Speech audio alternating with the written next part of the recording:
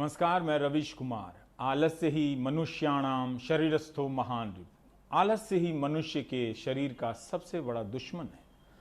Social media के network ने लोगों को आलसी बना दिया है। वे अब शेयर, डिसलाइक, लाइक और वायरल के जरिए संघर्ष करते हैं जिसमें एक बूंद पसीना नहीं बहता। आए दिन न जाने कितने ट्रेंड और वायरल वीडियो इस सोशल मीडिया के नेटवर्क में आकर गायब हो जाते हैं, पता ही नहीं चलता है। लोकतंत्र सिस्टम और जनमानस पर इनके असर का अध्ययन किया जाना चाहिए। प्राइम टाइम के कई एपिसोड में मैंने कहा है कि एक डेमोक्रेसी इंडेक्स होनी चाहिए, जहां मुद्दों को लेकर होने वाले प्रदर्शन, उनके खिलाफ स्टेट की हिंसा, कार्रवाई और प्रदर्शन का रिजल्ट, ये सब दर्ज हो तो पता चले कि लोकतंत्र कितना बचा है, कितना सक्रिय है। रविवार से ही इनबॉक्स में लोग दनादन फॉरवर्ड करने लगे कि YouTube पर प्रधानमंत्री के मन की बात के वीडियो पर डिसलाइक यानी नापसंद के नंबर बढ़ते चले जा रहे हैं। फॉरवर्ड करने वाले छात्र भी थे और विरोधी भी। दोनों को लगा कि वे मीडिया के बनाए भंवर जाल से निकल रहे हैं और सुशांत सिंह राजपूत के कवरेज के दौर में अपने मुद्दे को ध्यान में ला रहे हैं। मैं सीरियस हूं, बिल्कुल नहीं हंसा हूं। कभी 85,000 डिसलाइक तो कभी 1 लाख डिसलाइक। डिसलाइक की बदलती संख्या के स्क्रीनशॉट्स लिए जा रहे थे और शेयर किए जा रहे थे। कुछ स्क्रीनशॉट ऐसे भी आने लगे कि ये देखिए रविश जी, डिसलाइक की संख्या कोई घटा रहा है, कोई YouTube को मैनेज कर रहा है। याद रखें कि इन छात्रों के ऐसे कई ट्रेंड ट्विटर पर हो चुके हैं, फेल हो चुके हैं। उसके बाद जाहिर है वे डिसलाइक से अपनी क्षणिक और बेहद सीमित नाराजगी जाहिर करना चाहते होंगे। सीमित नाराजगी को आगे बताऊंगा। NEET, JEE, SSC, railway, NTPC, ALP परीक्षाओं के छात्रों को अभी तक ट्रेंड से कुछ भी हासिल नहीं हुआ है। इस प्रक्रिया को आप पॉपअप चेतना के रूप में देख सकते हैं। पॉपअप चेतना क्या है? जैसे आप इलेक्ट्रिक टोस्टर में ब्रेड डालते हैं, सेक जाने के बाद ब्रेड अपने आप पॉपअप हो जाता है, यानी बाहर आ जाता है। उसी तरह प्रोपेगेंडा, व्हाट्सएप यूनिवर्सिटी, धार्मिक उन्माद, धार्मिक गौरव, जातिगत पहचान, जातिगत नफरत से बनी पहचानों के बीच नौकरी की अल्पकालिक याद पॉपअप होकर बाहर आ गई है। डिसलाइक भी एक किस्म का पॉपअप है। जुलाई 2017 में जीएसटी लागू हुई थी। दिखाए गए सपनों से उलट 1 महीने के भीतर सूरत का कपड़ा उद्योग चरमरा गया। सूरत में बड़े बड़े प्रदर्शन होने लगे। प्रदर्शन का वीडियो और फोटो शेयर करने वाले बीजेपी के विरोधी ही ज्यादा हुआ करते थे। जब गुजरात में चुनाव हुआ तो सूरत के मतदाता बीजेपी के साथ खड़े रहे, लेकिन उन प्रदर्शनों में जो हुआ उसे किसी ने नोट नहीं किया। अगर आप डिसलाइक आंदोलन या डिसलाइक चेतना को समझना चाहते हैं तो 3 साल पुराने इस वीडियो क्लिप को सुनिए। डिसलाइक भी एक किस्म की आरती है। अब आप YouTube और Facebook का पेज याद कीजिए। यहां पर एक कंटेंट होता है और उसके नीचे लाइक, डिसलाइक और शेयर के बटन होते हैं। कंटेंट एक ही होता है। हर कंटेंट एक किस्म का जनमत संग्रह पैदा करता है, इंस्टेंट जनमत संग्रह। आपको बताया नहीं जाता कि एल्गोरिदम के फॉर्मूले से पहले ही तय हो जाता है कि लाइक करें या डिसलाइक करें, कंटेंट वही पहुंचेगा दोनों जगह। आप क्या देखेंगे ये एल्गोरिदम से तय होता है, आप क्या नहीं देखेंगे यह भी उसी से तय होता है। जैसे आजकल वो लोग सुशांत सिंह राजपूत के कवरेज के वीडियो को ज्यादा शेयर करते हैं जो इसे लाइक नहीं करते हैं, यानी डिसलाइक करना भी एक तरह से लाइक करना भी है। इस वक्त फेसबुक को लेकर कई तरह की खबरें आ रही हैं। वॉल स्ट्रीट जर्नल और टाइम पत्रिका में भारत में फेसबुक की कारस्तानी की पोल हर दिन खुल रही है। खबरों की हेडलाइन भी तो देखिए, बता रही हैं कि कैसे फेसबुक ने गुप्त रूप से भारत में मोदी के चुनावी अभियान को सपोर्ट किया। 2012 से ही विपक्ष की आवाज फैलने नहीं दी गई, विपक्ष को गायब कर दिया गया। नफरत के नारे लगाने वालों को फेसबुक ने भारत में खुली छूट दी। फेसबुक ने माना भी कि नफरती नारों और भाषणों को लेकर कुछ करने की जरूरत है, क्योंकि यही फेसबुक अमेरिका में ऐसे नारों को रोकने के लिए दबाव में रहता है, जर्मनी में रहता है, मगर भारत में खुली छूट दे रहा है। जैसा कि रिपोर्ट से बातें सामने आई हैं, बीजेपी के साथ फेसबुक का गठजोड़ है, जिसे लेकर जांच भी चल रही है। टाइम की यह रिपोर्ट है। फेसबुक से जुड़ी खबरों का यही मतलब है कि जनता की नजर से संस्थागत विपक्ष को खत्म कर दो। संस्थागत विपक्ष का अंग्रेजी कि जनता में रोजगार को लेकर कोई नई चेतना आ गई है। आप यकीन कीजिए, डिसलाइक करने वाले नौजवान जब प्राइम टाइम का ये एपिसोड देखेंगे तो उनके दिल धड़कने लगेंगे और नजर नीची हो जाएगी। वैसे ही जैसे क्लास में मास्टर ने नकल करते हुए छात्रों के समूह को पकड़ लिया हो। इसलिए हाथ पीछे कर खड़े होने की जरूरत नहीं है, आगे आकर नजर मिलाकर प्राइम टाइम देखने की जरूरत है। क्या आपको पता है कि एसएससी सीजीएल का मामला क्या है, ये इम्तहान क्या है? इस तरह के ट्वीट में छात्र लिखते हैं कि स्टाफ सिलेक्शन कमीशन सीजीएल 2018 की परीक्षा के रिजल्ट का इंतजार करीब 850 दिनों से लटका है, रिजल्ट नहीं आ रहा है। एसएससी सीएचएसएल 2018 की परीक्षा का रिजल्ट 540 दिनों से भी ज्यादा समय से अटका पड़ा है, इंतजार हो रहा है। एमटीएस 2019 की परीक्षा का रिजल्ट करीब 490 दिनों से अटका है, यानी रिजल्ट नहीं आया है। छात्र लिखते हैं कि यह सिर्फ नंबर नहीं है, बल्कि इतने दिन उनके बर्बाद हुए हैं। रिजल्ट आता तो नौकरी करते, सैलरी लेते, घर चलाते। 8 महीने से ज़्यादा हो चुके हैं, टीयर 3 का अभी तक रिजल्ट नहीं आया है फाइनल। ठीक है, 850 से ज़्यादा दिन हो चुके हैं 2018 एग्जाम को, टीयर 3 का भी रिजल्ट अवेटिंग है। उसके बाद टीयर 4 होगा, टीयर 4 के बाद भी काफ़ी ज़्यादा प्रोसेस होता है, फिर फाइनल रिजल्ट आएगा, उसके बाद ज्वाइनिंग में भी बहुत ज़्यादा टाइम लगता है। मेरी सिस्टर ने एसएससी सीजीएल 2018 दिया था, उसमें बहुत अच्छे मार्क्स है और उसका आराम से सिलेक्शन हो सकता है। उसने उसके लिए बहुत मेहनत करी थी। पहली बात तो उसका पेपर का नोटिफिकेशन 2018 में आया और उसका एग्जाम 1 साल बाद 2019 में लिया गया। 2019 में लेने के बावजूद भी कि सरकार को और इस संस्थान को शर्म आ जाए कि हम जल्दी से प्रोसेस कंप्लीट करें, इनने वो भी नहीं करा। सुशांत सिंह राजपूत डेथ हुई, सुसाइड हुई, जो भी हुआ, सब ने मेंटल हेल्थ के बारे में बात की, मेंटली फिट कैसे रहे, लेकिन किसी भी न्यूज़ चैनल ने हम स्टूडेंट जॉब एस्पिरेंट्स के ऊपर बात ही नहीं की। हम किस मेंटल फेज से गुजर रहे, हमारे अंदर क्या क्या डिप्रेशन है, जॉब टाइम पे जॉब ना मिलने की वजह से, हमारी मेंटल हेल्थ की किसी को चिंता नहीं है। ट्रेंड कराने वाले छात्रों ने बताया कि मार्च से लेकर आज तक कम से कम 9 बार ट्रेंड करा चुके हैं एसएससी की परीक्षा के संबंध में, जिसमें कभी 10,000 तो कभी 2 लाख से अधिक ट्वीट हुए हैं। किसी का ध्यान तभी क्यों नहीं गया, यानी प्रधानमंत्री के राजनीतिक विरोधियों की नजर तभी गई जब उनके वीडियो को डिसलाइक मिली। लाइक कितनी मिलती थी ये तो पता कर लें मन की बात के यूट्यूब वीडियो को। क्या इसके बाद रिजल्ट निकलने लगेंगे, नौजवानों की ज्वाइनिंग होने लगेगी? मुझे नहीं लगता कि ऐसा होगा। हो जाएगा तो मुझे बहुत खुशी होगी। 492 दिनों से रिजल्ट नहीं आ रहा है, 846 दिनों से रिजल्ट नहीं आ रहा है। यही नहीं, यूपी में 69,000 भर्ती पूरी करो, 4,000 उर्दू भर्ती पूरी करो। इस तरह के आए दिन ट्रेंड होते रहते हैं, राजस्थान से भी, मध्य प्रदेश से भी। चुनाव के पहले ऐसी ही लटकी भटकी परीक्षाओं को लेकर प्राइम टाइम के कई एपिसोड हमने किए थे, हफ्तों नहीं महीनों। तब लोकसभा का चुनाव आने वाला था, कई भर्तियों के नतीजे आए भी दबाव में और लोगों को ज्वाइनिंग लेटर मिला, मगर चुनाव बीतते ही बातें खत्म हो गई। आपको एक और उदाहरण से समझाता हूं।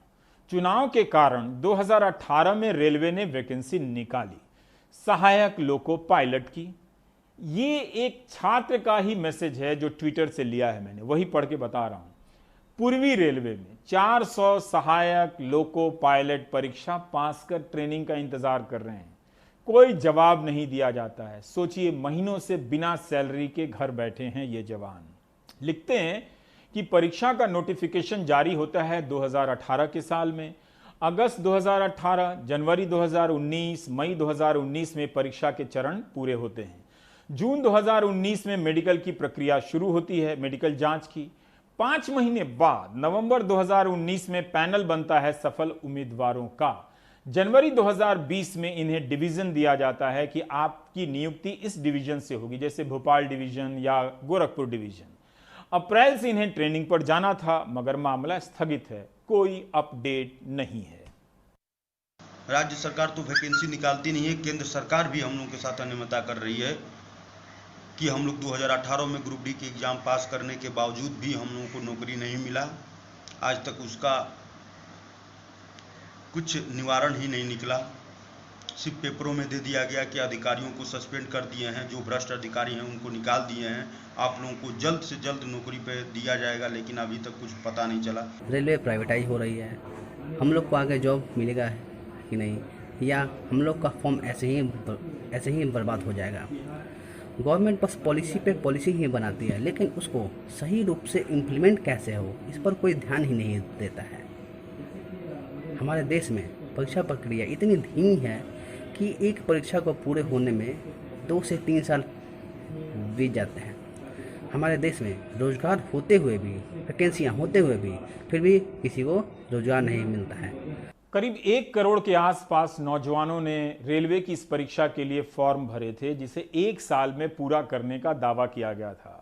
मगर आपने देखा कि 2018 से अगस्त सितंबर 2020 आ गया, अभी तक प्रक्रिया पूरी नहीं हुई है। आए दिन सहायक लोको पायलट के सताए ये नौजवान ट्विटर पर ट्रेंड कराते हैं, कोई ध्यान नहीं देता है। इन्होंने पुरानी नौकरी छोड़ दी, नई नौकरी, नई सैलरी कब मिलेगी किसी को पता नहीं। साल में 2 करोड़ रोजगार देने का वादा था भारत सरकार का। रेलवे मंत्रालय 2 साल में 1 लाख पदों की भर्ती की परीक्षा पूरी नहीं कर सका। धीरज रखिए, रेलवे की एक और परीक्षा के बारे में बताने जा रहा हूं, NTPC, non technical popular category. 28 फरवरी 2019 को नोटिफिकेशन आया कि railway non technical popular category के लिए परीक्षा कराएगी।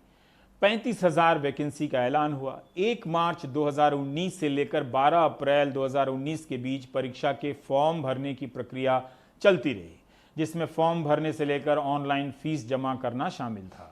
इस नोटिफिकेशन में लिखा था कि जून से सितंबर 2019 के बीच परीक्षा होगी। अगस्त सितंबर 2020 आ चुका है, परीक्षा नहीं हुई है। इसके लिए क्यों नहीं आंदोलन हो रहा है? नीट और जेईई की तरह सरकार क्यों नहीं आगे बढ़कर कह रही है कि हम नौजवानों की NTPC की परीक्षा लेंगे, उन्हें ज्वाइनिंग लेटर पकड़ाएंगे, जबकि इन्होंने कई बार अपनी परीक्षा को लेकर ट्रेंड कराए हैं। 2019 में RRB, NTPC और ग्रुप डी की वैकेंसी आई थी, जो कि तकरीबन 1 लाख के करीब थी। उसमें हमने फॉर्म फिलअप किया था और उसमें 500-500 रुपये देकर हमने फिलअप किए थे फॉर्म। अभी तक उसका कोई भी एग्जामिनेशन का कोई भी नोटिफिकेशन नहीं आया है, जो कि काफ़ी डिले हो चुकी है एग्जामिनेशन में। सरकार को इस पर ध्यान देना चाहिए, क्योंकि हम लोग गरीब फैमिली से बिलोंग करते हैं और अधिक दिनों तक अपनी तैयारी को जारी नहीं रख सकते हैं। मैं राजस्थान के अजमेर ज़िले से हूँ और उन 1.5 करोड़ से भी ज़्यादा अभ्यर्थियों में से हूँ जो पिछले 3 साल से गवर्नमेंट एग्ज़ाम की प्रिपरेशन कर रहा है, पर फ़ायदा कुछ नहीं है, क्योंकि ना तो एग्ज़ाम्स की डेट आती है, ना एग्ज़ाम्स के बारे में कुछ पता होता है और ना ही हमारे मुद्दों पे ध्यान दिया जाता है। सारी न्यूज़ चैनल, सारे मिनिस्टर्स हम पे कोई ध्यान नहीं दे रहे हैं। इनफैक्ट अब तो हाल ये है, जेईई नीट की परीक्षाएं वो हो रही हैं, उनके लिए सोचा जा रहा है, पर हम बेरोजगारों के लिए कोई मुद्दा नहीं उठाया जा रहा है। करोड़ों की संख्या में नौजवान कई साल से सताए जा रहे हैं। उनकी लोकतांत्रिक और नागरिक चेतना में बदलाव इतना ही आया है कि 1 या 3 लाख डिसलाइक करने की स्थिति में पहुंचे हैं।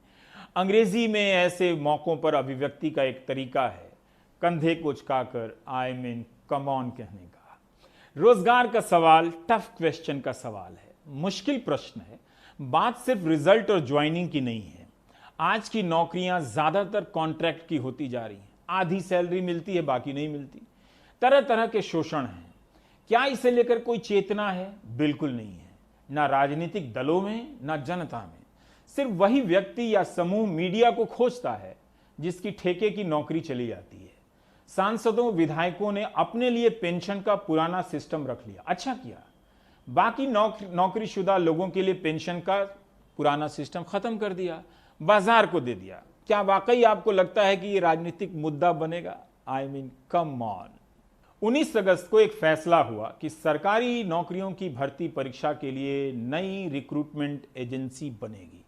प्रधानमंत्री ने तुरंत ट्वीट किया, लेकिन रिजल्ट नहीं निकल रहा है, परीक्षा नहीं हो रही है, ज्वाइनिंग नहीं हो रही है। उसके लाखों ट्वीट उनके हैंडल से टैग किए गए, मगर किसी मंत्री तक ने जवाब नहीं दिया। मगर जिस दिन जब नई भर्ती एजेंसी बनाने का फैसला हुआ, तो कितने उत्साह से कई प्रकार के मंत्री उस फैसले को ट्वीट कर रहे थे। यानी एक बड़ी समस्या के ऊपर एक नई एजेंसी के ख्वाब की चादर डाल रहे थे, ताकि ऊपर से सोफा या बिस्तर गंदा ना लगे। जबकि नई भर्ती एजेंसी में रेलवे और एसएससी की परीक्षाओं को भी शामिल किया गया था, मगर उनकी पुरानी परीक्षाओं की बात तक नहीं की गई। कई जिलों में परीक्षा केंद्र पहले से बने हैं, तभी तो नीट और जेई की परीक्षा हो रही है। मगर पत्रकार से लेकर ट्विटर के अनुचरों को लगा कि कोई नई व्यवस्था बनने जा रही है। अगर ये परीक्षा केंद्र ना बने होते तो आज किसके दम पर ये नीट और जेई की परीक्षाएं होती, आप इतना ही अंदाजा लगा लें। भारत में सरकारी भर्ती परीक्षाओं का हाल आप देखेंगे तो आपको ये बात समझ में आएगी कि अगर आप चाहें तो एक परीक्षा का विज्ञापन निकालकर युवाओं को कई साल तक फंसा सकते हैं। वे इंतजार कर लेते हैं। कई राज्यों में लोग 8-8 साल से इंतजार कर रहे हैं। छात्र खुद से नहीं बोल पा रहे हैं। कम ही छात्र कैमरे पर आकर बोलने का साहस जुटा पाते हैं। समझा जा सकता है। उनके बदले गणित के एक शिक्षक ने वीडियो बयान जारी किया। आज ये भी चला कि कोचिंग में पढ़ाने वाले कई टीचर हम छात्रों के हित में बयान जारी कर रहे हैं। तो शिक्षकों से ही छात्रों की पीड़ा समझ लीजिए, इतना भी अच्छा है।